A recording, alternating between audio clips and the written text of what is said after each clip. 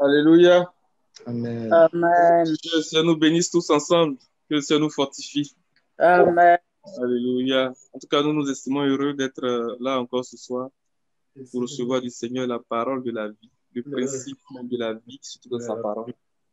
Et nous voulons nous attacher à cette parole-là. Nous voulons la connaître, l'expérimenter pour que la nature de la divinité se cristallise en chacun de nous. Amen.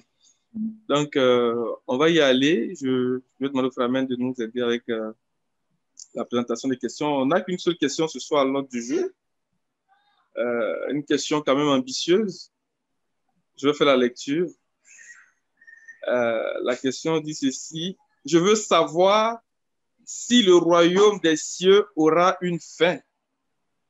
Dans le temps de ces rois, donc c'est le passage de Daniel chapitre 2 verset 44 qui dit ceci. Dans le temps de ces rois, le Dieu des cieux suscitera un royaume qui ne sera jamais détruit et qui ne passera point sous la domination d'un autre peuple. Il brisera et anéantira tous ces royaumes-là et lui-même subsistera éternellement. Alléluia. Donc, c'est la question qui est soumise à notre méditation ce soir, de savoir est-ce que le royaume des cieux aura une fin. Sur ce, je dépose le micro et que le Seigneur lui-même, par l'inspiration de la grâce, mette ses paroles, des oracles de vie dans la bouche de tout un chacun de nous, que nous puissions contribuer à cette question. Je vais apporter quelques... Je vais contribuer, je dis. Et puis revenir un peu sur le message qu'on a regardé il y a quelques dimanches de cela. Et venir sur quelques points. Pour moi, c'est une question qui est ambitieuse. Nous pensons que le Seigneur va nous aider. Amen.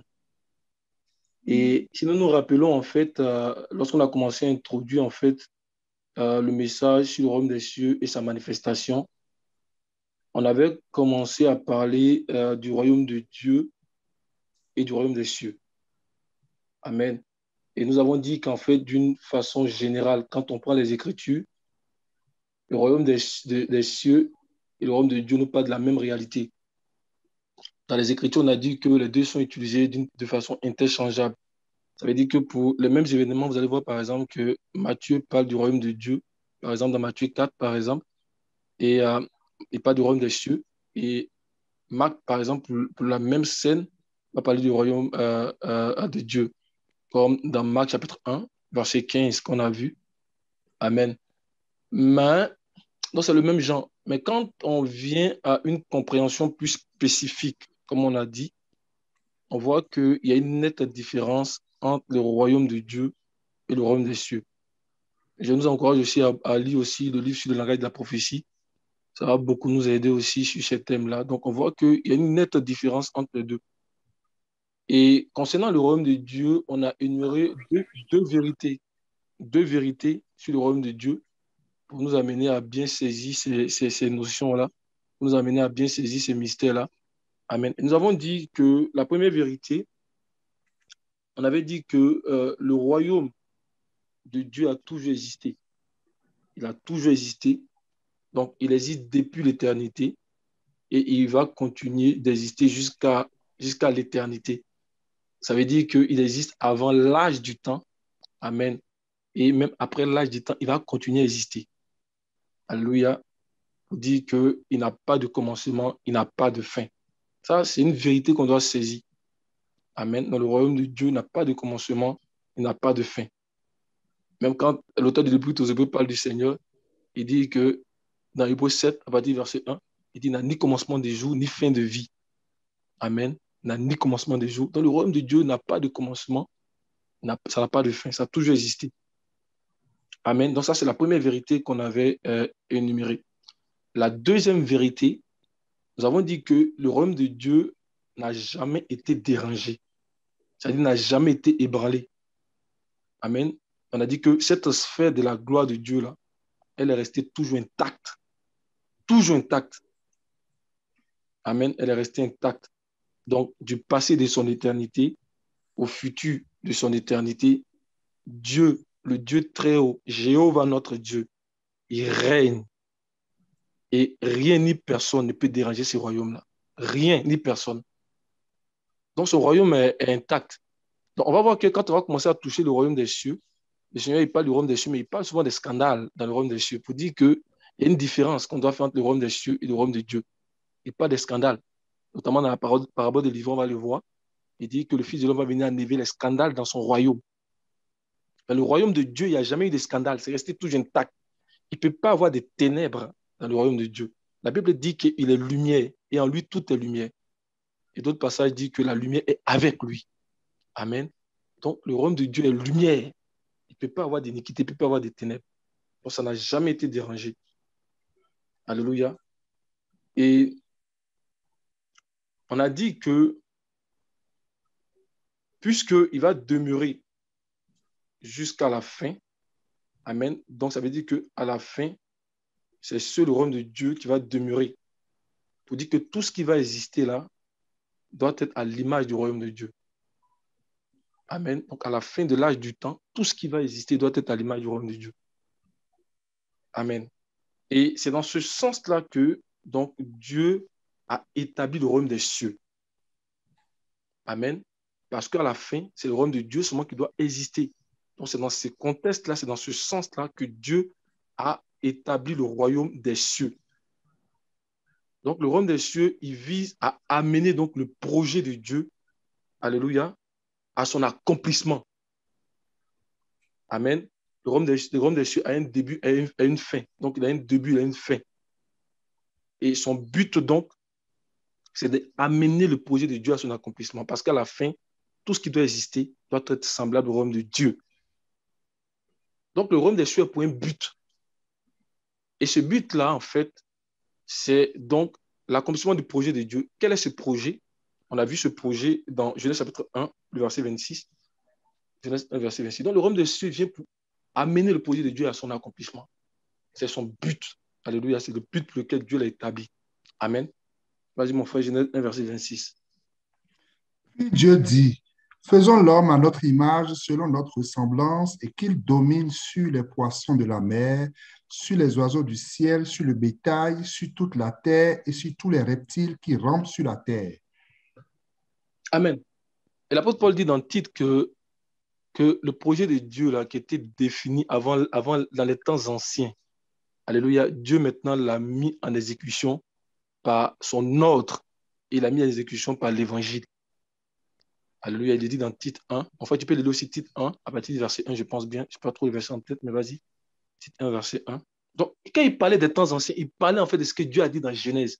Créons l'homme à notre image et selon notre ressemblance. Alléluia, créons l'homme. Ce créer là, c'est un processus. C'est pourquoi Dieu l'appelle Jéhovah Osséno. Ça veut dire l'Éternel, notre créateur. Il nous a créés et il continue de nous créer. Il nous façonne. Alléluia. Pour nous amener à un niveau. Amen. Pour nous amener à la plénitude de son image et de sa ressemblance. Et c'est le but pour lequel il a donc établi le royaume des cieux. Vas-y, mon frère. Paul, serviteur de Dieu et apôtre de Jésus-Christ, pour la foi des élus de Dieu et la connaissance de la vérité qui est selon la piété, lesquels reposent sur l'espérance de la vie éternelle promise dès les plus anciens temps par le Dieu qui ne ment point et qui a manifesté sa parole en son temps par la prédication qui m'a été confiée d'après l'ordre de Dieu notre Sauveur, à titre, mon enfant légitime, en notre commune foi. Que la grâce et la paix te soient données de la part de Dieu le Père et de Jésus-Christ notre Sauveur. Amen. Donc cette promesse, c'est depuis les anciens temps. Donc cette promesse, c'est tout ce qu'il a dit dans Genèse. Créons l'homme à notre image et sur notre ressemblance. Donc l'image, c'est la beauté morale de Dieu, le caractère de sainteté de Dieu qui veut transférer totalement à l'homme. Et la ressemblance, c'est la manifestation. Alors la manifestation. Donc Dieu va amener une classe de personnes en fait à pouvoir gérer ses affaires sur la terre. Alléluia. Donc il élève une classe de personnes pour ça. Alléluia. Donc la manifestation. Donc pour s'opposer à tout ce qui vient contre la volonté de Dieu. Alléluia. Donc la manifestation. Amen. Et c'est dans la manifestation qu'on verra la différence. Amen. Et donc, Christ, notre Seigneur, donc il intervient dans la situation actuelle de l'homme. Déchu. Pourquoi? Pour élever l'homme et pour le rétablir premièrement dans la matière initiale de la création de Dieu, c'est-à-dire dans la matière initiale d'Adam avant la chute. Alléluia. Et ensuite, quand il va atteindre ça, il va encore élever l'homme à un autre niveau. Alléluia. Donc, pour rendre l'homme pleinement donc, à l'image et à la ressemblance de Dieu. Donc, pour respecter donc l'énoncé du projet de Dieu qui a été dit dans Genèse 1, verset 26. C'est pourquoi Christ intervient dans la situation de l'homme déchu. Parce que Dieu va être satisfait premièrement quand l'homme sera d'abord comme il a créé au début. Parce que quand Dieu a créé au début l'homme, on dit que Dieu a dit que c'était très bon. C'était au moins très bon. Genèse 1, verset 31. Donc tout ce que Dieu a créé était très bon, y compris l'homme. On n'a pas dit parfait, on dit très bon. Alléluia. Donc, c'est dans ce très bon, parce que l'homme a été créé dans une innocence parfaite. Donc, Dieu voulait prendre l'homme dans cette innocence parfaite et puis l'élever maintenant pour atteindre maintenant la plénitude de son image et de sa ressemblance. Malheureusement, l'homme a chuté. Donc, le projet de Dieu, premièrement, vise à réélever l'homme dans cette matière initiale-là. Alléluia. Et puis, deuxièmement, maintenant, à élever l'homme maintenant pour atteindre le prix de la vocation céleste de Dieu en Jésus-Christ. En Christ, comme on le dit tous les jours, il y a quelque chose qui nous est rajouté bien au-delà de ce que l'homme Adam avait. Adam, bien que poussé, avait une grande gloire. Amen. Adam ne connaissait pas les maladies, ne connaissait pas la stérilité, ne connaissait pas tout ce qu'on connaît aujourd'hui. Mais il y a un autre niveau. C'est le prix de la vocation céleste de Dieu en Jésus-Christ. La Bible dit qu'à tous ceux qui, par la persévérance, a bien fait, Dieu leur réserve l'honneur, la gloire et l'immortalité. Donc, c'est pour ça que Christ intervient dans la vie de l'homme déchu. Et Dieu sera satisfait quand l'homme va atteindre donc le prix de la vocation céleste de Dieu en Jésus-Christ. Alléluia. J'espère que jusqu'à là, c'est vraiment clair pour nous. Je pense qu'on peut continuer. Amen. Amen. Lorsque ces deux niveaux-là seront atteints, alors Dieu sera satisfait.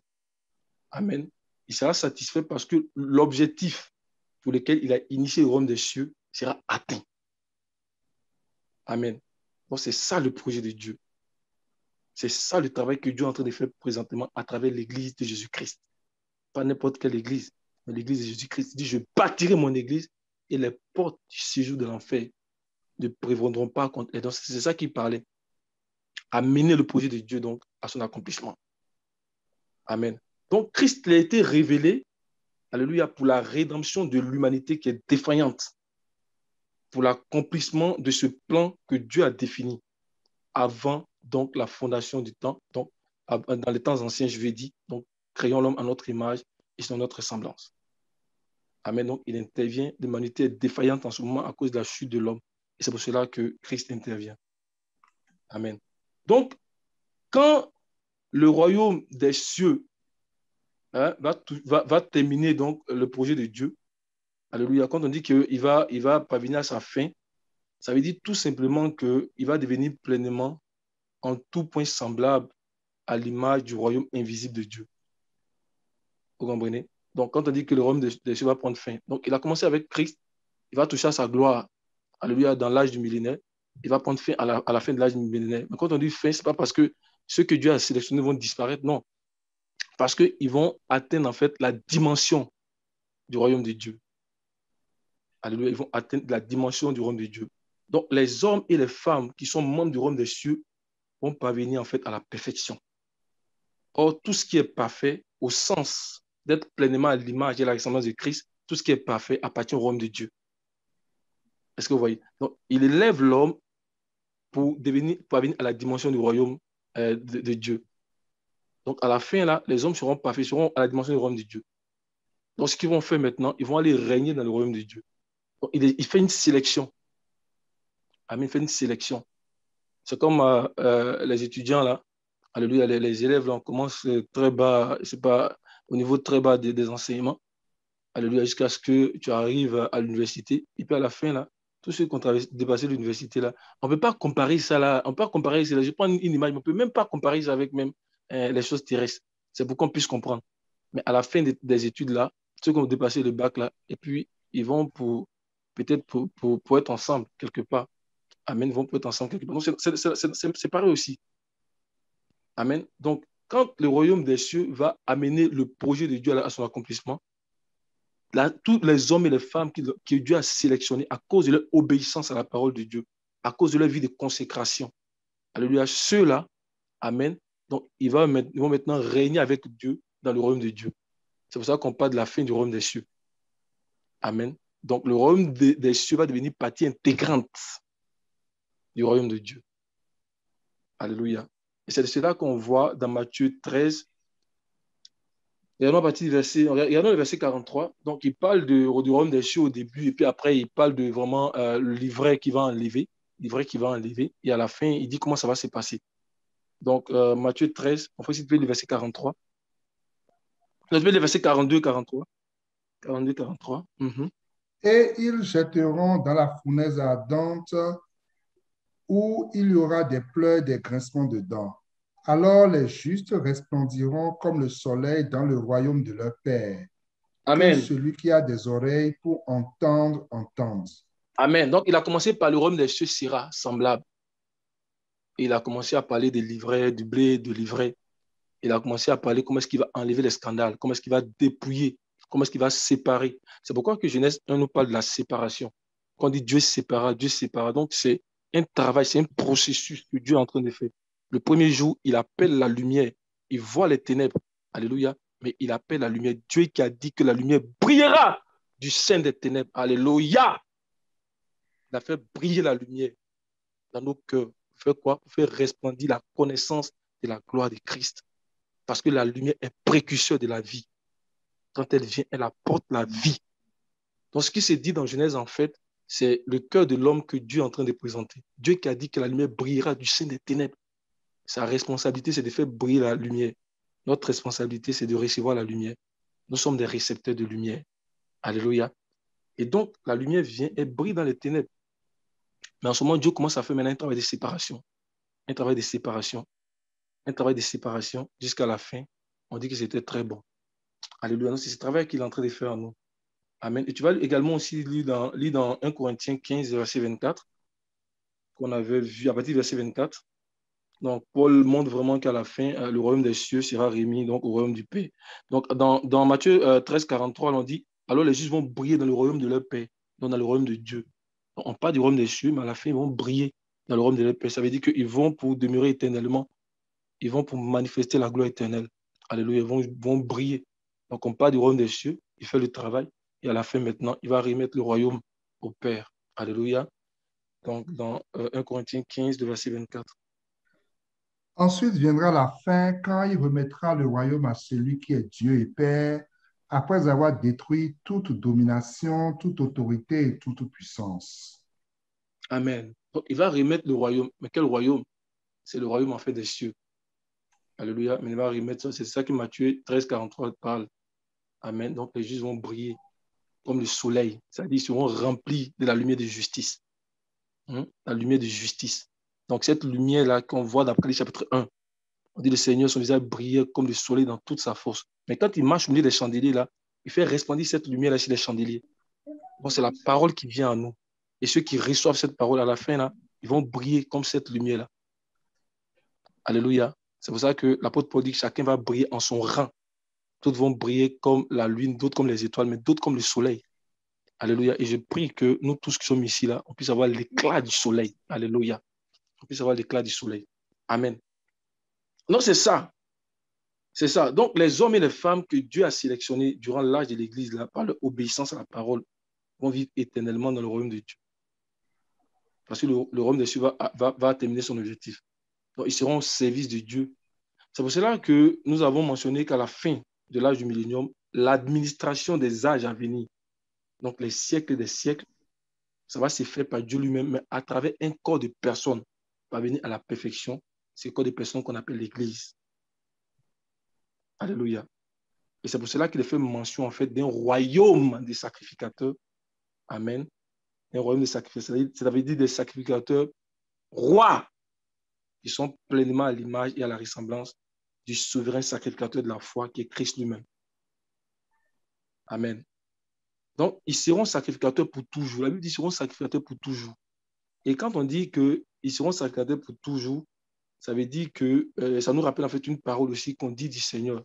L'auteur de l'Épître aux Hébreux dit du Seigneur, notamment dans le psaume 110, verset 4. Donc, ils seront sacrificateurs pour toujours. Et la Bible dit que notre Seigneur, il a été établi par la puissance d'une vie impérissable. Hébreu, il a été établi par la puissance d'une vie impérissable. Et nous également aussi, on entre dans ces sacerdoces-là, donc, par la vie de Dieu qui est en nous. Il dit, celui qui croit en moi, il a la vie éternelle. Donc, ceux qui ne comprennent pas et puis ils pensent qu'on est toujours en fait dans les histoires de l'Ancien Testament, il faut qu'ils comprennent ça. L'Ancien Testament, c'était selon la loi, selon les ordonnances, selon la loi, une loi d'ordonnance naturelle, une loi naturelle. Il fallait être descendant de Aaron.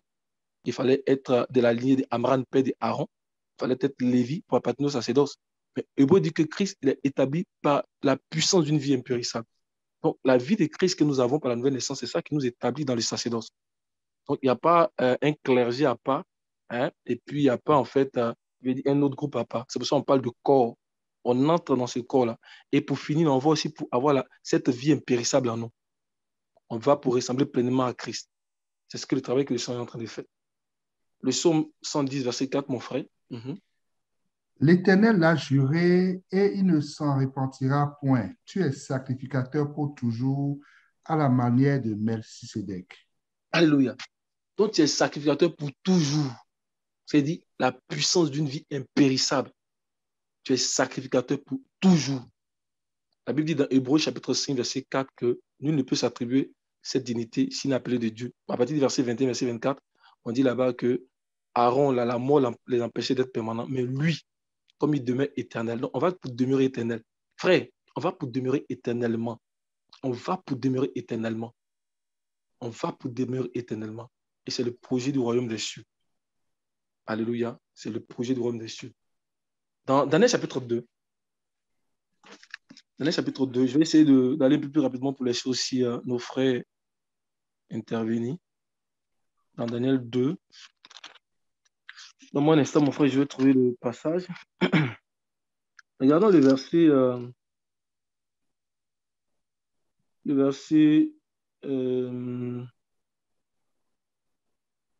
41.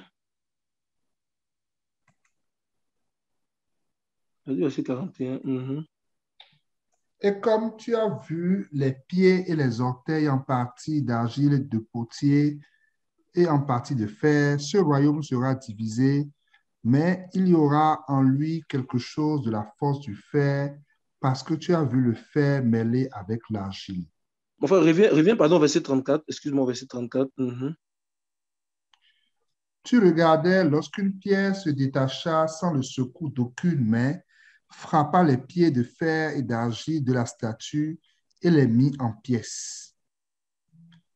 Alors le fer, l'argile, les reins, l'argent et l'or furent brisés ensemble et devint comme la balle qui s'échappe d'une haie en été. Le vent les emporta et nulle trace n'en fut retrouvée. Mais la pierre qui avait frappé la statue devient une grande montagne et remplit toute la terre. Alléluia. La pierre qui avait frappé la statue devient une grande montagne et remplit toute la terre. Maintenant, lis l'explication au verset 44. Dans le temps de ces rois, le Dieu des cieux suscitera un royaume qui ne sera jamais détruit et qui ne passera point sous la domination d'un autre peuple. Il brisera et anéantira tous ces royaumes-là et lui-même subsistera éternellement. Amen. Or, tout ce qui subsiste éternellement, c'est le royaume de Dieu. Amen. Donc, le royaume des cieux va devenir pleinement le royaume de Dieu. Donc, Christ, qui est la pierre, en fait, est venu. Alléluia. La Bible dit dans Ésaïe chapitre 28, verset 16, que nous avons beaucoup lu, que, en fait, Dieu dit, j'ai mis en Sion une pierre angulaire, une pierre de prix, solidement posée, que celui qui va prendre cette pierre-là ne sera jamais pour appui, ne sera jamais confus. Je ferai de la droiture une règle et de la justice un niveau, et les eaux du décret divin vont emporter les refuges de la fausseté. Donc, il parle ici de l'espérance qui doit être vraiment vivante. Notre caractère qui doit être vraiment un caractère de pureté, un caractère d'intégrité. Amen. Et donc, cette pierre-là, elle est venue et c'est elle qui a commencé à grossir. Ici, on est en train de parler du corps du Seigneur, qui est en train de prendre de l'ampleur. Parce qu'il dit que cette bonne nouvelle du royaume sera prêchée dans toute la terre. Alors viendra la fin. Donc, elle va, à partir de l'évangile, le corps du Seigneur va prendre de l'ampleur. Donc, ce corps du Seigneur aussi, ça manifeste la gloire du Seigneur. Parce qu'une seule personne ne peut pas porter, en fait, toute la gloire du Seigneur. La gloire de Christ, en fait, est multidimensionnelle. C'est pour ça qu'on parle de corps. Amen. Une seule personne ne peut pas porter cette gloire-là. Alléluia. Donc, au fur et à mesure, la gloire du Seigneur va se propager sur toute la terre à travers l'évangile, le corps du Seigneur. Donc, les enfants de ceux qui étaient délaissés vont devenir nombreux. Alléluia. Le Seigneur dit, il va venir de l'Orient, de l'Occident, un peu partout, en fait. Les gens qui vont s'asseoir avec Abraham. Mais ce n'est pas l'expansion de l'évangile. Mais à la fin, le royaume va demeurer éternellement pour dire que le royaume va devenir le royaume de Dieu. Alléluia. Et dans les 7 paraboles du royaume des cieux, comme on a vu en fait dans Matthieu 13, là, le Seigneur introduit chacune des paraboles par le royaume des cieux sera semblable. Et on a vu que depuis la première parabole, donc le Seigneur, il suit la même logique. Il suit la même logique. Alléluia. La même logique en montrant que le royaume des cieux va passer par une grande turbulence. Le royaume des cieux va passer par une grande turbulence, et notamment avec l'introduction des livrets. Il est dit que c'est pendant que les gens de la maison dormaient que l'ennemi est venu pour s'aimer l'ivraie. Donc, à partir de là, on voit que le royaume des cieux passe par une grande turbulence. Et on a parlé même de la 4e parabole où nous voyons cette femme-là qui est venue, non, qui a pris le levain qui nous parle d'un signe de malice, qui nous parle de faux enseignement, alléluia, d'un enseignement de séduction. Alléluia, elle va prendre ce levain-là et elle va mélanger aux 3 mesures de farine qui nous parlent donc des 3 divisions de Logos, à savoir la foi, l'espérance et l'amour.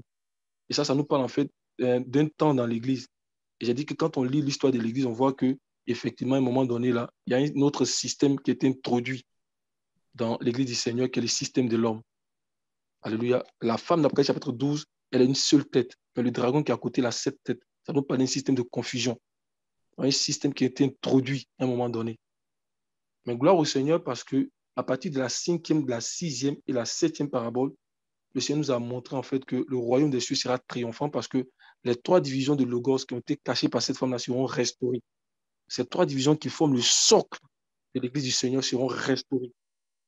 Alléluia. Et ça, c'est le Seigneur qui nous l'a montré. Le royaume triomphant, l'Église triomphante. L'Église ne sera plus militante, mais elle sera triomphante. Alléluia.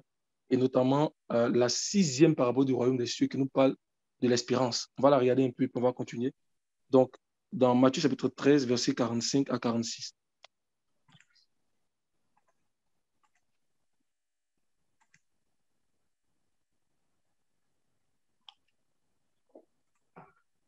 Le royaume des cieux est encore semblable à un marchand qui cherche de belles perles.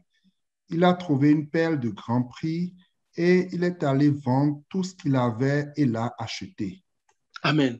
Ça, c'est l'espérance. Et c'est par notre désir, par notre espérance vraiment, ce désir d'être réunis avec Christ lors de sa manifestation dans toute sa gloire dans les temps à venir. C'est par ce désir que le Seigneur va achever en fait son objectif. C'est pour ça que l'espérance, c'est quelque chose qui est vraiment, vraiment important dans une église. C'est vraiment important, l'espérance. L'espérance, c'est ce désir-là d'être réuni avec Christ lors de sa manifestation dans toute sa gloire dans les temps à venir. La Bible dit que Christ en vous, c'est l'espérance et la gloire. Amen. Il est dit ici que le royaume des cieux est encore semblable à un marchand. Si vous regardez le thème, un marchand, là, c'est quelqu'un d'abord qui vend avant d'acheter. Il vend et puis il achète. Il vend pas d'abord, mais il n'achète pas d'abord, mais il vend d'abord et puis il achète. Hein? Mais dans le royaume, on ne vend pas avec de l'or et de l'argent physique. On ne vend pas avec les choses de la terre. Dans le royaume, on vend avec sa vie. C'est pour ça que le Seigneur dit que je donne ma vie afin de la reprendre. Parce qu'il est le premier marchand du royaume. Il est le modèle du royaume. Il est la pierre angulaire, la pierre de prix du royaume. Il est celui qui nous montre comment est-ce que nous-mêmes devons faire pour atteindre cet objectif de Dieu-là. Amen. Et donc, le royaume des cieux est comme un marchand. Il vend. Comment il vend? Parce qu'on dit qu'il passe son temps à chercher. Donc, il espère tellement, il veut tellement être réuni avec Christ. Il veut tellement que son corps soit transformé qu'il passe son temps à chercher. Il n'a pas le temps pour les choses de ce monde. Il n'a pas le temps pour la distraction. Il n'a pas le temps d'aller tendre son oreille pour écouter les choses qui vont venir le souiller. Il n'a pas le temps pour ça. Il n'a pas du temps pour ça.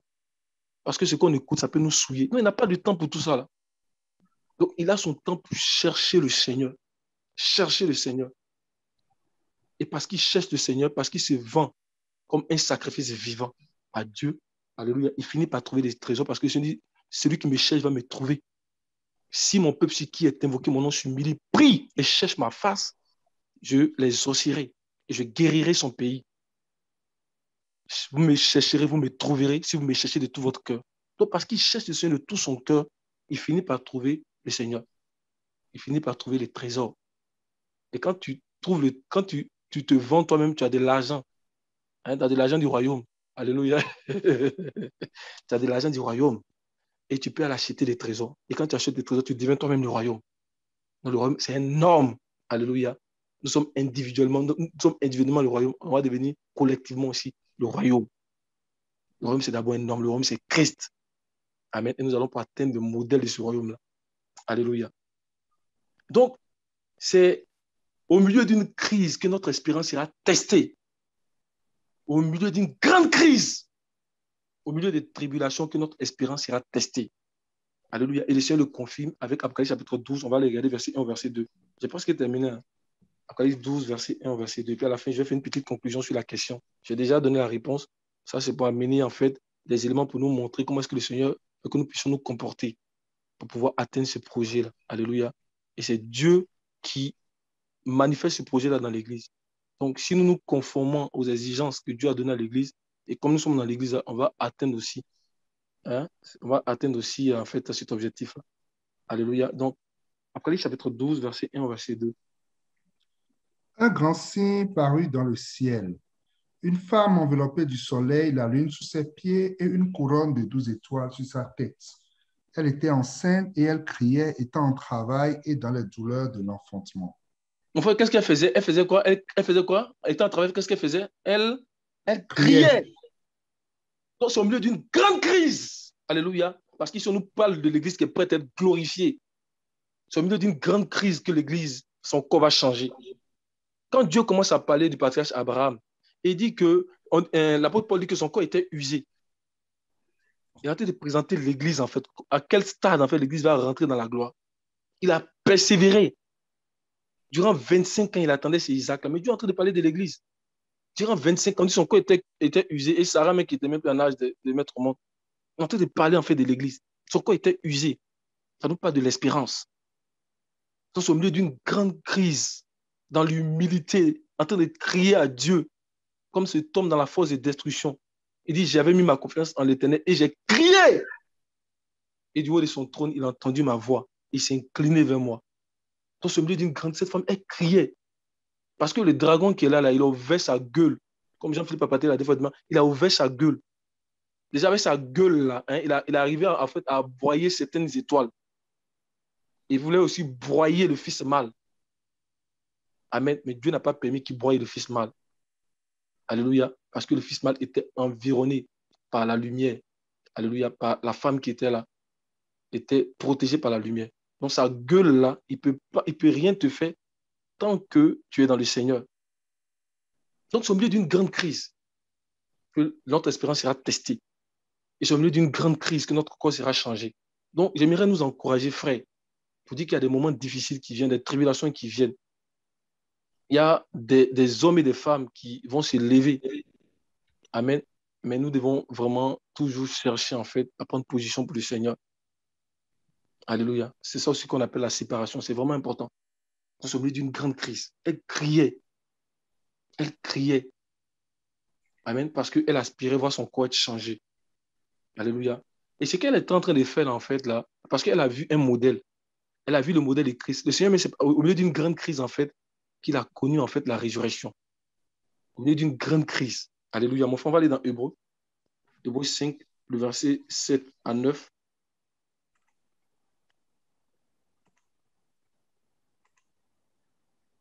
Ça parle de Christ.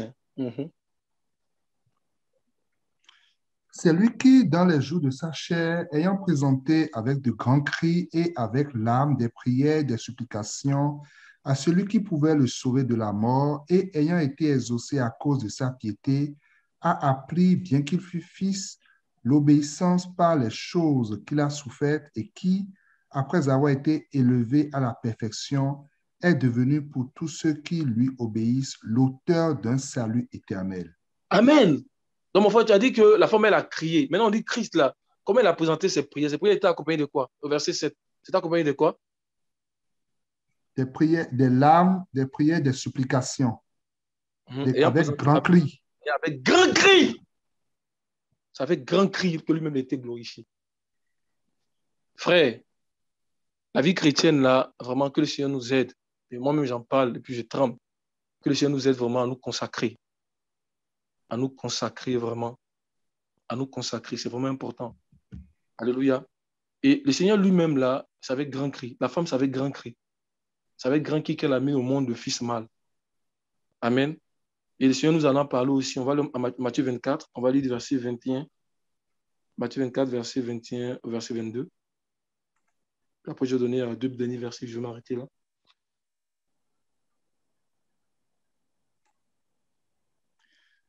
Car alors la détresse sera si grande qu'il n'y en a point eu de pareil depuis le commencement du monde jusqu'à présent et qu'il n'y en aura jamais. Et si ces jours n'étaient abrégés, personne ne serait sauvé, mais à cause des élus, ces jours seront abrégés. Le verset 13. Le verset 13. Mais celui qui persévérera jusqu'à la fin sera sauvé.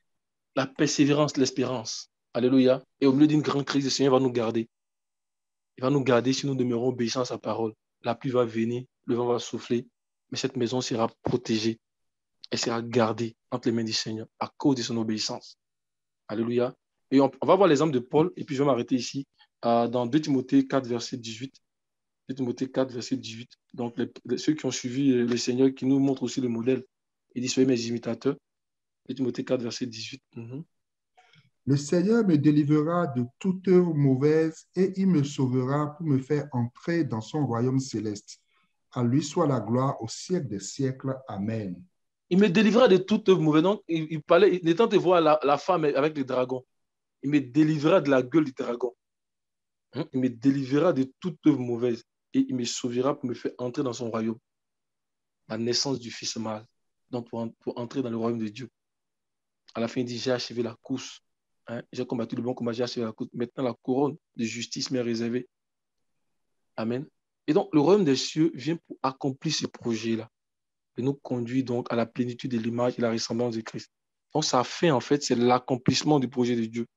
Donc, le royaume des cieux sera remis au royaume de Dieu pour devenir pleinement semblable au royaume de Dieu. Doit devenir partie intégrante, en fait, du royaume de Dieu. Donc, la fin, c'est l'accomplissement. Donc, le royaume des cieux, on parle d'un corps de personnes. Donc, ce corps de personnes vont devenir parfaits et vont régner éternellement avec Dieu. Les justes vont briller comme le soleil dans le royaume de leur Père. J'espère avoir répondu à la question. Je pense que les autres frères vont venir pour compléter, pour donner encore plus de lumière. Que le Seigneur nous bénisse au nom de Jésus. Amen. Amen. Que le nom du Seigneur soit béni et que le Seigneur te bénisse, mon frère, mon précieux frère Memel. Amen. Alléluia. Alors, je vais faire un bref résumé. C'est sûr que je ne peux pas reprendre tout ce que le frère a dit, mais la substance de ce que j'ai retenu, c'est que le royaume des cieux et le royaume de Dieu nous parlent de la même réalité et ils sont interchangeables selon que nous regardons certains versets et tout ça. Et que le royaume de Dieu a toujours existé. Il n'a pas de commencement, il n'a pas de fin. Ce royaume-là est inébranlable et il va toujours demeurer intact. Alléluia. Et qu'à la fin, tout ce qui va exister doit être à l'image du royaume de Dieu. Et le royaume des cieux a été donné, ou bien vient pour révéler, ou bien pour accomplir le projet de Dieu selon Genèse 1, verset 26 et Tite 1, verset 1. Donc, Christ, dans l'accomplissement de ce projet-là, Christ va d'abord relever l'homme déchu à son état initial et l'amener à la plénitude de l'image de la ressemblance de Dieu. Alléluia. C'est aussi le prix de la vocation céleste. Donc, c'est un peu ce que je voulais dire pour résumer la substance du message que le frère a partagé. Et que le Seigneur nous-mêmes nous amène à nous vendre totalement pour arriver à la plénitude de l'image et de sa ressemblance. Que le Seigneur nous bénisse. Et alors, nous avons encore assez de temps pour donner la possibilité à d'autres personnes aussi d'intervenir sur la question. Amen. Amen. Seigneur soit béni. Je voulais apporter quelques éléments aussi pour aller dans le même sens que le frère Mémel. Et j'ai béni le Seigneur aussi pour le résumé du frère Jean-Philippe. Amen. Par rapport au projet de Dieu que nous évoquions en ce qui concerne Genèse 1, le verset 26, on voit que Dieu a toujours voulu mettre l'homme à un niveau glorieux. Et pendant que il regardait ou bien il surveillait son projet en train de s'exécuter, il y a eu comme un dérapage. Un dérapage dans le sens que l'ennemi est venu séduire l'homme pour le détourner de ce que Dieu avait prévu. Mais comme Dieu ne peut pas être troublé, comme Dieu, il sait toutes choses et dans sa capacité d'anticiper les choses, de voir venir les choses, même avec un tel dérapage, il avait prévu une porte de sortie. Donc, le projet de Dieu en lui-même n'a pas été altéré. On va dire qu'il y a eu un détour, mais à la fin, ça va rentrer en ordre et puis Dieu va réaliser ce qu'il a annoncé. Mais au moment où le Seigneur commence à déployer ce plan-là, il annonçait d'une certaine façon son règne. Son règne qui n'est rien d'autre que, quand il priait, il dit que ton règne vienne. Son règne, c'est Dieu lui-même dans sa manifestation qui vient habiter sur la terre, qui vient habiter au milieu des hommes. Et il a commencé déjà dans l'Ancien Testament. Bon, on voit qu'il venait progressivement. Pourquoi? Parce qu'il s'appelle celui qui vient. Donc, celui qui est, celui qui était et celui qui vient. On peut aller voir dans Hébreu. Hébreu 10. Alléluia. Verset 37.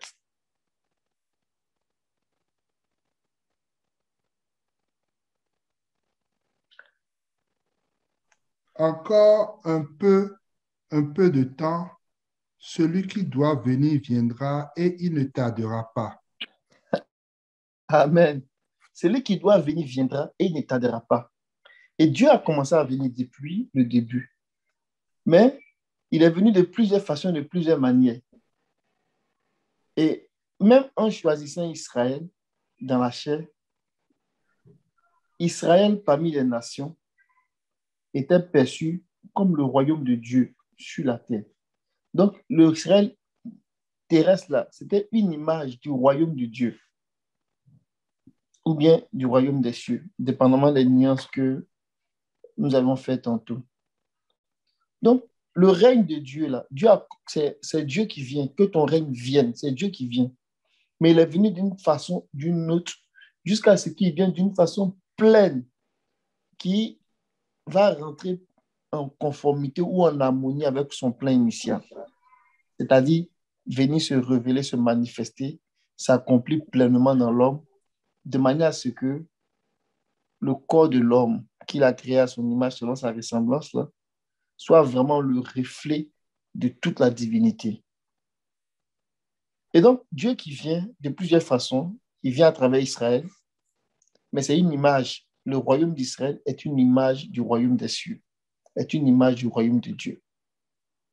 Mais il est venu sous forme d'un royaume, on va dire, encore ombre. Mais la venue du Seigneur dans la chair a été un tournant. C'est venu porter, en fait, la manifestation du royaume, ou bien l'apparition du royaume à un autre niveau. C'est pour cela que quand il est arrivé, Jean-Baptiste qui l'a précédé, il a commencé à parler aussi du royaume des cieux. Il dit, répandez-vous, le royaume des cieux est proche. Le Seigneur est arrivé, il a repris ces choses. Mais à un moment donné, dans les discours du Seigneur, il a même dit ouvertement certaines choses au sujet du royaume. Il a dit que le royaume ne vient pas de manière à frapper les regards. Le royaume est au milieu de vous. Mais il a dit quelque chose que je veux qu'on regarde dans Matthieu et dans Marc. Prenons Matthieu 16, le verset 28. Et on va lire Marc 9, verset 1.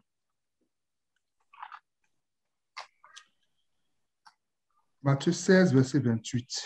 Mhm. Je vous le dis en vérité, quelques-uns de ceux qui sont ici ne mourront point, qui n'aient vu le Fils de l'homme venir dans son règne. Alléluia. Qu'il a vu le Fils de l'homme venir dans son règne. Donc, il parlait à des gens qui étaient contemporains, qui étaient là, qui vivaient. Puis il dit quelques-uns de ceux qui sont ici, là, ils ne mourront pas. Lis Marc 9, 1, s'il te plaît, mon frère. Il leur dit encore, je vous le dis en vérité, quelques-uns de ceux qui sont ici ne mourront point, qui n'aient vu le royaume de Dieu venir avec puissance. Amen.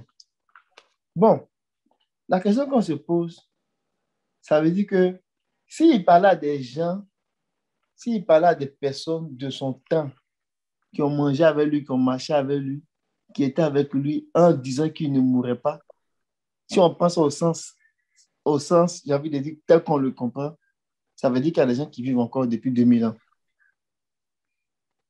Parce qu'on peut se dire, le royaume n'est pas encore venu dans notre compréhension à nous. Donc, ça veut dire que depuis qu'il a dit ça, là, il y a des gens qui ne sont pas encore morts si on n'a pas encore vu le royaume. Ou bien, si ces personnes-là sont mortes, ça veut dire que le royaume est venu. Mais comment on peut comprendre ça? Donc, la réflexion que je suis en train d'amener ici, c'est de dire que on avait dit dans le message que les frères ont partagé que le royaume là, c'est Dieu lui-même. C'est d'abord une sémence. Et ça grossit en intégrant plusieurs sémences de même nature, c'est-à-dire la nouvelle création. Et c'est l'ensemble là qui va constituer le royaume. Donc, le royaume va devenir très grand. Donc, ce royaume qui est une sémence qui a commencé avec le Seigneur est en train de grossir. Donc, celui qui vient là, il est en train de venir. Le Seigneur était vraiment en train de venir. C'est-à-dire que le Seigneur est en train d'évoluer, bien d'avancer vers l'accomplissement de son projet. En d'autres termes, le royaume qui est en train de venir sur la terre, là, il est en train d'aller de puissance en puissance pour atteindre un niveau de maturité très élevé, un niveau de manifestation, un niveau de venue, si je peux dire ça comme ça, qui arrive à son apogée, à sa force, qui arrive à un niveau où Dieu est satisfait. Donc le royaume est en train de progresser dans son hémogénie, dans sa puissance en fait. Il est différent du royaume des hommes.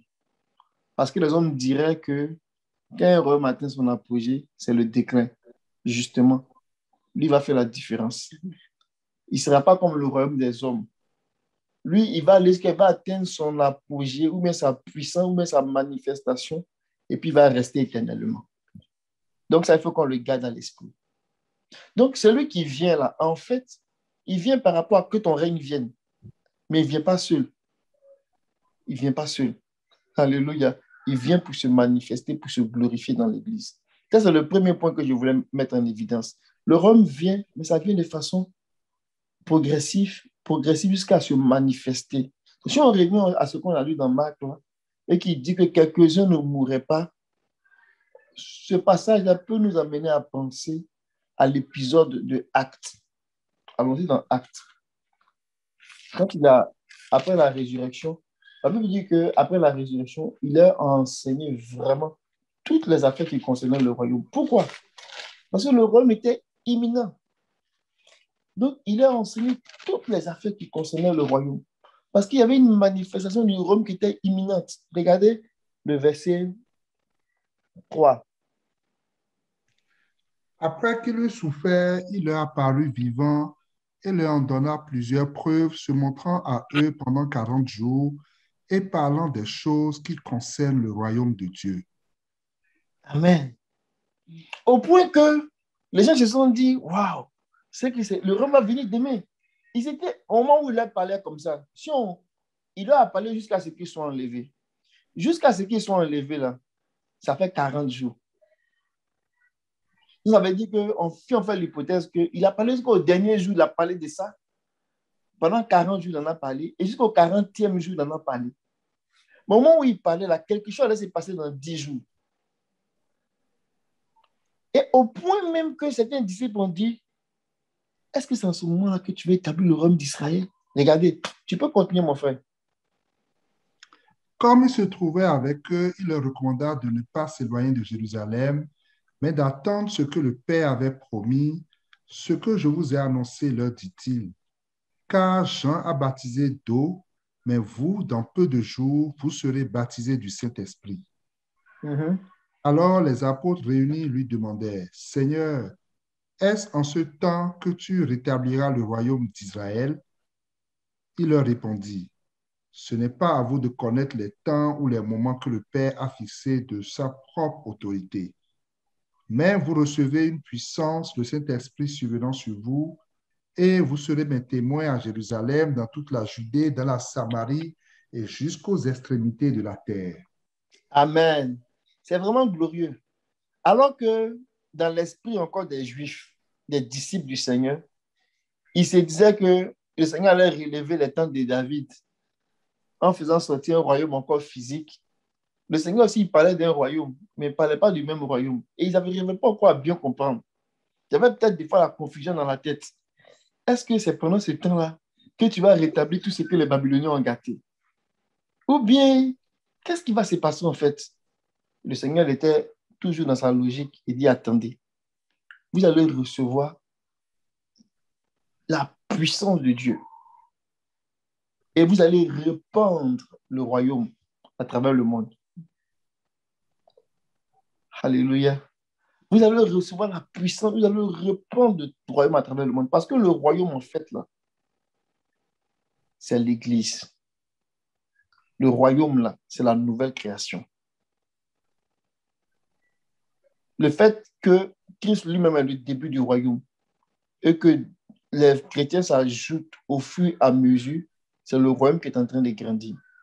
Donc, il est en train de dire que vous allez recevoir une force qui va venir, la puissance de Dieu, le Saint-Esprit, pour vous aider à lever ce royaume-là, à l'établir sur toute la terre. C'est pour cela que la Bible dit que ceux qui sont nés de nouveau, il dit celui qui n'est né d'eau et qui n'est né, celui qui n'est né de nouveau, il ne peut voir le royaume de Dieu. Celui qui n'est né d'eau et d'esprit, il ne peut entrer dans le royaume de Dieu. Donc, le royaume, là, c'est une réalité qui est présente sur la terre. Ce n'est pas nécessairement à la fin des âges. Donc, il annonçait le royaume en disant le royaume des cieux est proche. Donc, le règne de Dieu qui vient dans sa force, dans sa puissance, là, c'est le Saint-Esprit qui va venir le mettre en évidence. Donc, il est en train d'aller toujours de maturité en maturité. Donc, l'épisode de Actes, là, avec l'effusion du Saint-Esprit, là, c'est encore amener le royaume à un autre niveau, un niveau de manifestation très grand que le niveau dans lequel le royaume était quand le Seigneur était dans ses jours de la chair. Amen. Donc, ce n'est pas fini. Le travail continue. Pourquoi? Parce que le royaume, là, le règne de Dieu a un objectif. Quel est cet objectif-là? C'est de venir soumettre tous les ennemis de Dieu. Donc, Dieu vient régner, que ton règne vienne là. C'est pour venir régner jusqu'à ce que tous les ennemis de Dieu soient soumis. Parce qu'ils se sont enlevés contre Dieu, ils se sont rebellés contre Dieu. Donc, le Seigneur vient dans son règne. Il vient pour régner jusqu'à ce que tous ses ennemis soient sous ses pieds. Donc, la limite, si on peut dire ça comme ça, de l'apogée du règne de Dieu, de la manifestation de Dieu, de la puissance de Dieu, là, le point qui va venir marquer, là, c'est jusqu'à ce que tous ses ennemis soient sous ses pieds. Et c'est ça que dit le verset qu'on a lu. Regardez le verset de 1 Corinthiens 15. J'espère que vous me suivez. Amen. Donc, le royaume de Dieu, c'est, en d'autres termes, ce règne de Dieu-là, si je veux parler du royaume des cieux, en fait, par rapport au royaume de Dieu, le royaume des cieux qui devient royaume de Dieu, c'est le royaume des cieux qui arrive à la maturité. Et comme le règne de Dieu a toujours été avant, quand le royaume des cieux, c'est-à-dire le règne de Dieu qui vient sur la terre, au travers de l'Église, il prend il grandit dans ses manifestations et dans ses ajustements, en passant par la Pentecôte, qui continue son travail jusqu'à ce qu'il arrive dans son niveau très élevé où il a soumis tous ses ennemis. En ce moment-là, on va dire maintenant que le travail pour lequel le règne est venu là est accompli. Regardons dans 1 Corinthiens 15 qu'on a lu. Regardez le verset 24 au verset 28.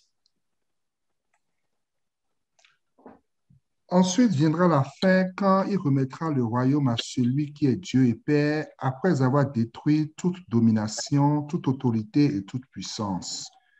Car il faut qu'il règne jusqu'à ce qu'il ait mis tous les ennemis sous ses pieds. Amen. Amen. Vous voyez, quand il faut qu'il règne jusqu'à ce qu'il ait mis tous ses ennemis sous ses pieds. Il faut qu'il règne. Et il va venir ajouter maintenant, verset 26 là, le dernier ennemi qui sera sous ses pieds, c'est la mort. Donc, quand Apocalypse 21 va s'accomplir, et puis ils vont dire que la mort n'est plus, puisque c'est le dernier, ça veut dire que le royaume des cieux a arrivé à son niveau de maturité du royaume de Dieu. Vous me suivez? Hein? Est arrivé à un niveau qui satisfait Dieu parce qu'il aura régné jusqu'à ce que tous ses ennemis soient sous ses pieds. Et le dernier ennemi qui va mettre sous ses pieds là, c'est la mort. Mais comment on peut comprendre ça lorsqu'on dit que il faut que Christ règne jusqu'à ce qu'il ait mis le dernier ennemi, le dernier ennemi à vaincre, ce soit la mort. Il faut qu'il réduise tous ses ennemis. Et le dernier ennemi, ça sera la mort. Le dernier ennemi qui sera réduit à rien, qui sera détruit, c'est la mort. Mais si c'est Christ, Jésus, qui a fait ce travail-là, mais qu'est-ce qui s'est passé à la croix? Parce qu'à la croix, il a vaincu la mort. Pour ne pas dire, il est mort, mais il a été ressuscité 3 jours. Donc, après la résurrection, quand Christ ressuscite, il ne meurt plus. Donc, il a vaincu la mort. 3 jours après la mort de la croix, il a vaincu. On dit Christ ressuscité ne meurt plus. Comment expliquons-nous que le dernier ennemi qui sera détruit, c'est la mort? Regardons dans 2 Timothée, chapitre 1.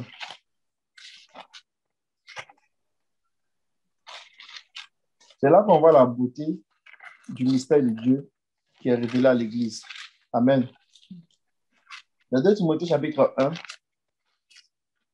le verset 9. Qui nous a sauvés et nous a adressé une sainte vocation, non à cause de nos œuvres, mais selon son propre dessein et selon la grâce qui nous a été donnée en Jésus-Christ avant les temps éternels, et qui a été manifestée maintenant par l'apparition de notre Sauveur Jésus-Christ, qui a détruit la mort et a mis en évidence la vie et l'immortalité par l'Évangile. Amen. Timothée nous dit qu'il a détruit la mort et il a mis en évidence la vie et l'immortalité par l'Évangile. Et 1 Corinthiens nous dit que Christ va détruire le dernier ennemi qui est la mort. Il y a un problème de temps ici. Il a détruit et il va détruire. De quoi parle-t-on? En fait, Christ, Jésus, la tête du corps, a déjà détruit la mort. C'est la raison pour laquelle le reste du corps aussi va détruire la mort. Donc, c'est dans le temps que ça va se faire. Donc, quand on dit Christ, jusqu'à ce que Christ règne, en fait, c'est Christ la tête et puis Christ le corps là. Ils vont régner pendant une période, notamment par exemple la période du jugement, qu'on appelle aussi la période du millénium. C'est une période de jugement en fait. c'est la période du jugement éternel. C'est une période où Dieu va commencer à restaurer toute l'humanité. Dieu va se souvenir de toute l'humanité. La parole qu'il a dite à Abraham, quand il a dit, par toi, toutes les familles seront bénies là. C'est pendant la période du millénium là que Dieu va rentrer pleinement dans l'accomplissement de cette parole jusqu'à ce que les 1000 ans là soient achevés. Et jusqu'à ce que tout homme ait son sort scellé. C'est-à-dire, il connaîtra son sort, à quel niveau il se trouve, dans quel rang il se trouve. Tout homme que Dieu a créé, qui est venu à l'existence après la période de 1000 ans, là, chacun. Il y a d'autres qui vont connaître leur sort beaucoup plus tôt. Et il y a d'autres qui vont connaître leur sort à la fin des 1000 ans.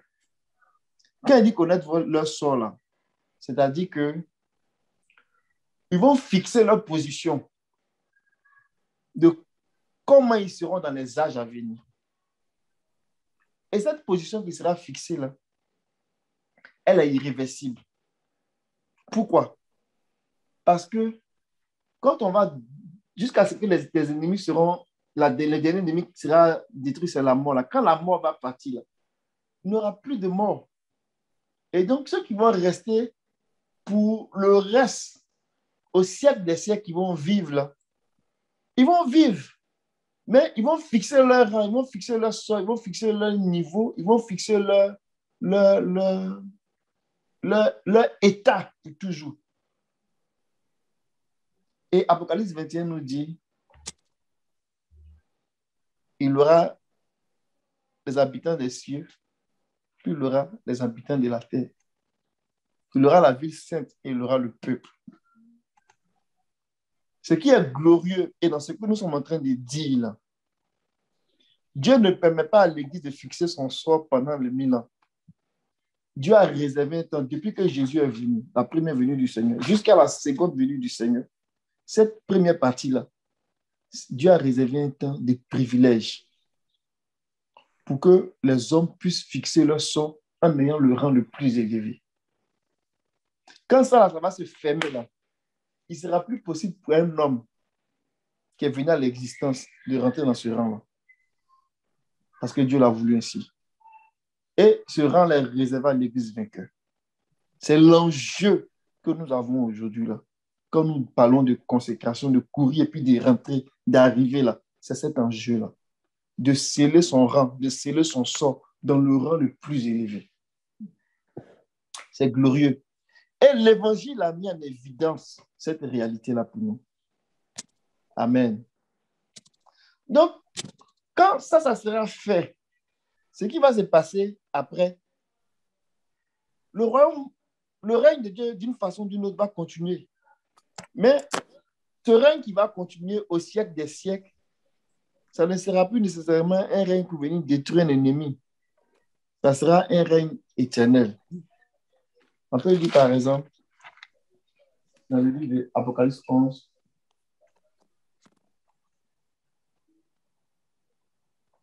on va lire le Apocalypse 11, verset 15, et après on va lire 1 Pierre. Le septième ange sonna de la trompette, et il y eut dans le ciel de fortes voix qui disaient, le royaume du monde est remis à notre Seigneur et à son Christ, et il régnera au siècle des siècles. Amen. Si on le croise avec Apocalypse 20, on va dire qu'ils ont régné pour 1000 ans. Mais là, ici, on dit régneront au siècle des siècles. Il n'y a pas de contradiction. Le régneront pour 1000 ans, là, c'est pour régner jusqu'à ce que la période qui est destinée au jugement, on va dire le jugement éternel, là, soit réglé.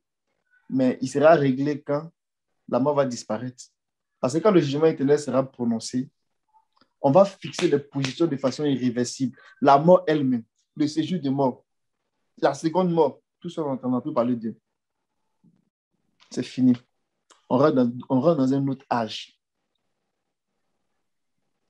Mais en même temps, ce n'est pas parce qu'eux sont morts que la vie va s'arrêter. La vie va continuer. C'est pour cela que 2 Pierre, chapitre 1.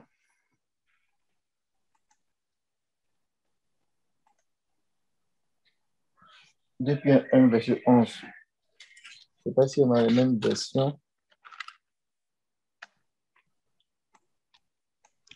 C'est ainsi, en effet, que l'entrée dans le royaume éternel de notre Seigneur et Sauveur Jésus-Christ vous sera pleinement accordée. Alléluia. Le royaume éternel. Le royaume éternel. C'est un royaume qui n'a pas de fin. Le royaume éternel. Mais pendant que ça se va pour rentrer dans cette éternité-là, Dieu a fixé un temps. Parce qu'on est encore dans le processus pour qu'il règne jusqu'à ce qu'il ait mis tous ses ennemis sur ses pieds. Je vais m'arrêter là. Que le Seigneur bénisse sa parole et que le Seigneur fortifie son Église au nom de Jésus. Amen. Amen. Amen. Que le nom du Seigneur soit béni pour cette portion grâce. Alléluia. Alors, juste un petit résumé au sujet de ce que le frère allait ajouter à la contribution.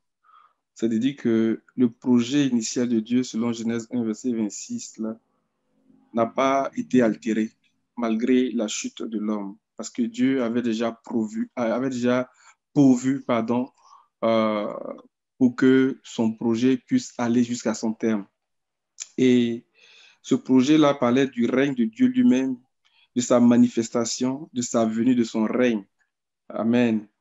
Et que le royaume de Dieu, c'est Dieu lui-même en tant que semence de vie impérissable qui a commencé et qui grossit jusqu'à s'établir pleinement. Mais dans cette progression-là, le Seigneur met en évidence la vie et l'immortalité et il détruit la mort. Donc, jusqu'à ce que le royaume s'accomplisse, mais s'établisse pleinement pour anéantir totalement la mort, c'est ce que nous sommes en train de vivre, que nous sommes dedans. Et la venue du Saint-Esprit vient nous révéler encore cette facette-là du travail que le Seigneur est en train de faire. Et nous sommes tous appelés à rentrer dedans pour que nous puissions participer avec le Seigneur dans le règne éternel. Amen. Un peu de mots, c'est ce que je voulais dire par rapport à ce que le frère a partagé. Que Dieu nous bénisse. Il est 22h moins 3. Je ne sais pas si quelqu'un avait quelque chose à ajouter. Peut-être une précision ou bien une question sous-jacente. Je pense qu'on a peut-être 10-15 minutes pour le faire. Sentons-nous libres. Ne soyons pas timides. Amen.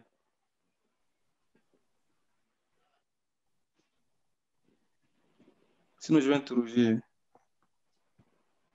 Amen. Allô? Oui, vas-y, mon frère. Parfait. En quelque sorte, j'aimerais savoir concrètement, est-ce que c'est la fin du règne de Jésus qui est en quelque sorte le royaume des cieux? C'est là.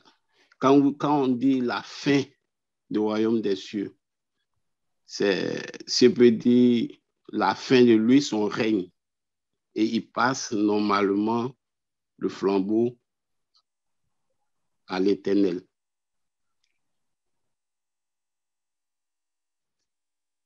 Je vais laisser le frère Memel rebondir sur la question. Et moi, personnellement, je me demande, est-ce que c'est pas, quand on dit royaume des cieux, royaume des dieux, royaume de Dieu, est-ce que c'est pas un problème d'interprétation? Parce que quand tu regardes dans l'Ancien Testament, même dans le Nouveau Testament, quand tu regardes dans Marc et tu regardes dans Luc, même dans Matthieu, tu vois que quelque part, parfois on dit royaume des cieux et après on dit royaume de Dieu. Je ne sais pas si c'est un problème d'interprétation aussi. Merci.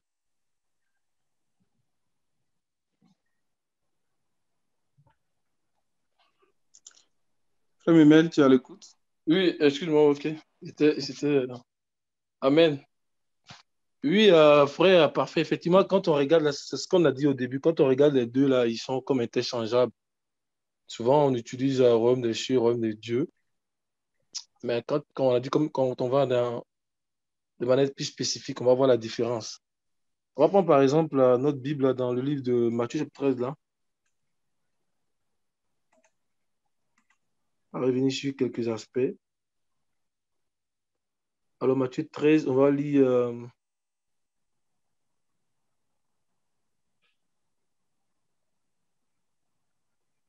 Vas-y, à partir du verset 24.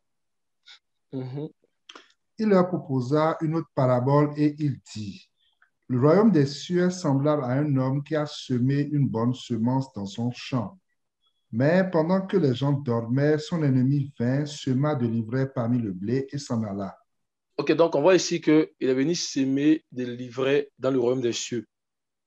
D'accord? Il est venu s'aimer des livrets dans le royaume des cieux. Le royaume des cieux est semblable. Il est venu s'aimer des livrets dans le royaume des cieux. On continue.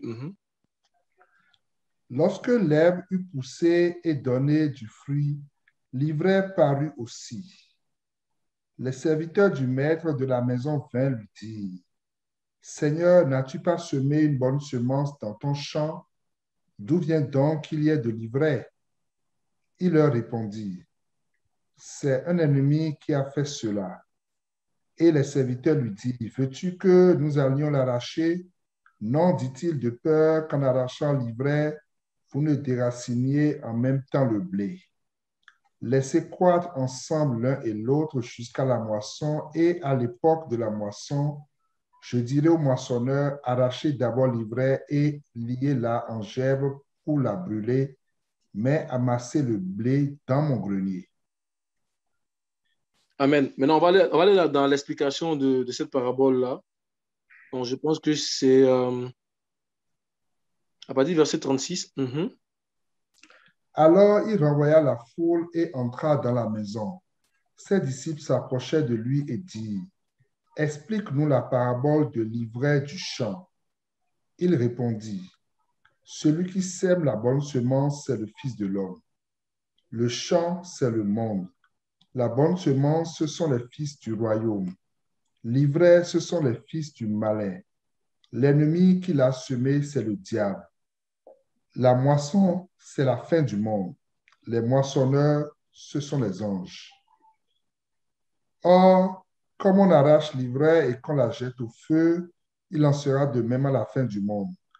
Le Fils de l'homme enverra ses anges qui arracheront de son royaume tous les scandales et ceux qui commettent l'iniquité, et ils les jetteront dans la fournaise ardente où il y aura des pleurs et des grincements de dents. D'abord, attends d'abord, mon frère. Donc, au verset 41, il dit que le Fils de l'homme enverra ses anges qui arracheront de son royaume tous les scandales et ceux qui commettent l'iniquité.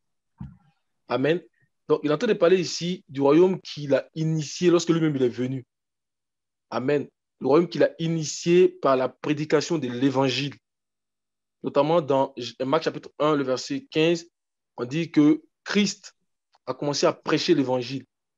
Amen. C'était le commencement de l'évangile. Il dit, répentez-vous car le royaume de Dieu est proche. Donc, il annonçait par là l'arrivée du royaume invisible. Par l'établissement du royaume des cieux, il est temps d'annoncer que le royaume invisible de Dieu va venir. Donc, il vient enlever les scandales. Mais comme on a commencé à voir au début, dans le royaume de Dieu, là, il ne peut pas avoir des scandales. Le royaume de Dieu qui a toujours existé, là, il ne peut pas avoir livré là-bas. Il ne peut pas avoir des scandales. Le royaume invisible de Dieu. Comme Alain l'a dit dans Matthieu chapitre 6, quand il dit que ton règne vienne. En grec, c'est que ton royaume vienne. Donc, ce royaume invisible, céleste-là, il ne peut pas avoir des scandales. Tout est lumière là-bas. Ce royaume-là, c'est Dieu lui-même, parce que Dieu lui-même est lumière. Donc, ce royaume ne peut pas avoir d'iniquité. Mais le royaume des cieux qui a été initié par Christ et qui vient pour amener l'objectif de Dieu, d'accord, à son accomplissement là, effectivement, ce royaume va passer par des tribulations. Pourquoi? Parce que ce royaume est en préparation. Ce royaume va passer par des phases, des dispensations. C'est la pierre qui est en train de grossir. Elle passe par des phases de dispensation parce qu'elle est en préparation. Donc, c'est normal. Et à la fin, donc, dans les 3 dernières paraboles, on voit donc le royaume triomphant. Comment est-ce que le royaume va rentrer maintenant, va devenir pleinement semblable au royaume de Dieu. Donc, c'est pour cela qu'il a commencé par le royaume des cieux. Mais mon frère termine le verset 43. Alors les justes resplendiront comme le soleil dans le royaume de leur Père. Que celui qui a des oreilles pour entendre, entende. C'est ça. Donc, il va enlever les scandales, les iniquités. Il va enlever en fait l'œuvre de Babylone. C'est pour cela que on le répète toujours dans l'Apocalypse, là, on part d'abord d'un schéma où le Seigneur il marche au milieu des chandeliers et il est en train de voir en fait les agissements dans son église. Les chandeliers sont les églises, il voit les agissements. Et il dit à Jean, écris.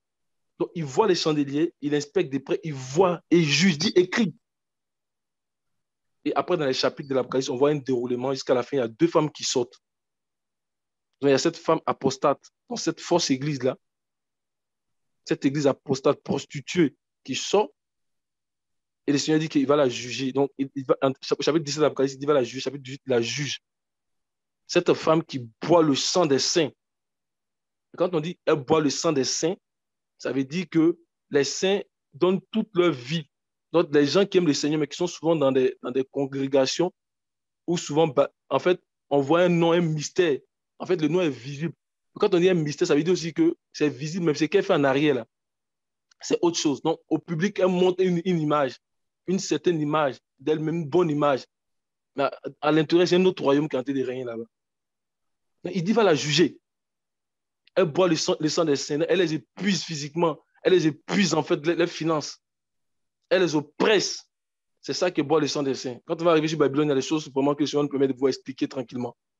Donc, il va la juger. Donc, il la voit et à la fin, quand il finit de l'enlever au chapitre 18, il la juge. Au chapitre 19, on voit la gloire de la femme glorieuse. Et c'est ça qui donne au verset 43. Les justes vont briller comme le soleil, mais cette fois-ci dans le royaume de leur Père. Et comme on a vu au verset dans 1 Corinthiens 15, on dit que le Christ va remettre maintenant le royaume à celui qui est Dieu et Père. Il va remettre ce royaume là où il a enlevé le livret. Il va remettre maintenant au royaume du Père. Donc, comme tu dis là, dans certaines versions, on voit effectivement que c'est utilisé souvent le royaume des cieux, le royaume de Dieu, mais quand on vient à une compréhension spécifique, comme on l'a fait tout à l'heure, là, on montre que dans le royaume de Dieu, il n'y a pas de scandale. Le royaume invisible de Dieu, là, il dit ton royaume vient. Il parle du royaume invisible de Dieu. Il dit que ton règne vienne. Et moi, il dit que ta volonté soit faite sur la terre comme elle est faite au ciel. Dans les français courants, ça dit que de la manière dont ta volonté est faite au ciel, là, ça soit fait pareil sur la terre. Amen. Sa volonté est toujours faite au ciel. On ne parle pas du ciel, les firmaments. Hein. Ici, on parle en fait du royaume invisible de Dieu. Ce royaume qui a toujours existé, que ce soit fait sur la terre. Amen. Mais c'est à travers le royaume des cieux qu'est l'Église. Le nom qui est donné au royaume des cieux, c'est l'Église. L'Église, c'est le royaume des cieux. C'est le royaume des cieux qui est en marche pour devenir pleinement semblable au royaume de Dieu. Donc, quand on vient à une compréhension plus spécifique, ce n'est pas donné comme ça de pouvoir le voir, ce n'est pas grâce. Quand on a une compréhension plus spécifique, il y a une différence entre les deux. Parce qu'il ne peut pas y avoir des scandales du royaume de Dieu. Amen. Donc, j'espère avoir peut-être répondu à ta question. Si d'autres fois ont peut-être des éléments aussi à donner pour ajouter. Amen. Est-ce qu'il y avait un autre volet de la question ou c'était juste ça? Très parfait. Que le Seigneur te bénisse. Amen. Il y a peut-être prendre l'autre volet de la question. Le volet qui est, est-ce que... Oui, excusez, mon micro est occupé. OK. L'autre volet de la question, est-ce que le règne de Christ, le royaume des cieux, c'est la fin du règne de Christ, quelque chose comme ça? Je vais peut-être donner un petit truc là-dessus. Il faut qu'on comprenne bien que le Seigneur Jésus, c'est lui qui est Dieu en fait. Et il est le seul Dieu. Amen. Israël, écoute, le Seigneur ton Dieu est un. Dans d'autres versions, c'est le Seigneur ton Dieu est le seul Dieu. Maintenant, ce seul Dieu qui il est là, on a compris que dans ce qu'il fait, comme c'est celui qui vient, il vient de plusieurs façons, de plusieurs manières, jusqu'à ce qu'il vienne d'une façon que lui-même il s'envoie. Donc, la façon dont il est venu dans la chair, là, il est né d'une femme dans la chair, mais n'a pas été conçu de sang d'un homme. Donc, il est venu lui-même. Il s'est envoyé lui-même, Dieu parmi les hommes, pour venir exécuter sa propre mission. Donc, il était en mission. Donc, quand il vient, il annonce son royaume, il annonce son règne. Son règne se met en marche jusqu'à ce que, quand il finit sa mission, le règne qui s'est mis en marche là, ça se dissout. Mais lui-même là, il retourne dans son rôle avant de s'envoyer en mission. Donc, le Seigneur Jésus, dépendamment de comment on le voit, si on le voit comme fils de l'homme, il est vu comme serviteur de Dieu, mais il est vu comme serviteur de lui-même qui s'envoie pour venir sauver l'homme. Quand il finit ça, là, il retourne dans sa condition d'avant-serviteur, qui est lui-même sa personne. C'est pour cela que quand on parle du trône de Dieu, de l'agneau, ce n'est pas deux personnes. Ce n'est pas deux trônes, en fait. C'est un même trône. Mais l'agneau était en mission pour retourner en Dieu à la fin de sa mission. Donc, que ça soit très clair dans notre tête, dans le sens que quand Jean a compris ça, là, quand il a vu, il a eu la révélation de l'Apocalypse, et puis il a compris ça, regardez ce qu'il a dit, et puis je m'arrête là. 1 Jean chapitre 5, verset 20. Parce qu'il a probablement écrit Apocalypse, c'est vrai que c'est le dernier, mais il a écrit Apocalypse avant certains livres. Mais dans l'ordre dans lequel ça nous est donné, ça vient comme fermer le livre entier. Pourquoi j'ai dit ça? Parce que quand on lit Jean, il parlait des choses qui concernaient au Seigneur pendant son ministère sur la terre. Mais Apocalypse, c'était après. Donc, c'est normal que ça, dans la chronologie, si je peux dire ça comme ça, selon la chronologie, ça vient comme à la fin pour boucler. Mais au moment où il écrivait là, pour pouvoir écrire Jean de façon limpide, quand il dit au commencement était la parole était avec Dieu, ce n'est pas au moment où il marchait avec le Seigneur là qu'il avait ce genre de révélations. Non, non, non. Il a vu le Seigneur d'une façon spéciale pour pouvoir écrire ça de façon accessible pour nous. Et quand il écrivait 1 Jean dans le même esprit, là, dans le prolongement des épîtres des gens, tout ça, après qu'il ait fait l'expérience d'Apocalypse, où il a vu même le Seigneur qui s'est révélé à lui, comme Apocalypse veut dire révélation de Jésus, qui s'est révélé à lui de façon très puissante. Regardez ce qu'il dit dans 1 Jean 5, verset 20. Nous savons aussi que le Fils de Dieu est venu et qu'il a donné l'intelligence pour connaître le véritable, et nous sommes dans le véritable en son Fils Jésus-Christ. C'est lui qui est le Dieu véritable et la vie éternelle. Amen. Quand j'ai constaté ça, là, il dit, Jésus que vous voyez là, c'est vraiment lui-même qui est assis sur le trône. C'est lui l'alpha et l'oméga, c'est lui Dieu même. Il dit, c'est lui le vrai Dieu et la vie éternelle. C'est vraiment le Seigneur. Mais au moment où il s'envoie, on va penser qu'ils sont deux. Non. Ça là, c'est possible. Pourquoi? Parce qu'il a une qualité en lui. Il a un attribut en lui qui est d'être immortel. Quand tu deviens immortel, tu peux être partout à la fois au même moment. C'est glorieux. Ça veut dire que tu es en Chine, tu apparais aux États-Unis, tu apparais au Canada, et puis tu es égal à toi-même en plusieurs endroits, et puis tu es égal à toi-même au même moment. Ça, c'est Dieu qui a cette capacité-là, parce qu'il est immortel. Je vais m'arrêter là. Que le Seigneur soit béni. Amen. Amen. Nous rendons grâce au Seigneur pour ces compléments qui donnent encore plus de lumière. Je pense qu'on va arrêter et on va prier. Ce que je voulais dire, c'est que selon les interventions des frères, quand on considère Genèse 1, verset 26, qui est le plan de Dieu, qui est le projet de Dieu, qui était ce plan qui était caché avant les temps éternels.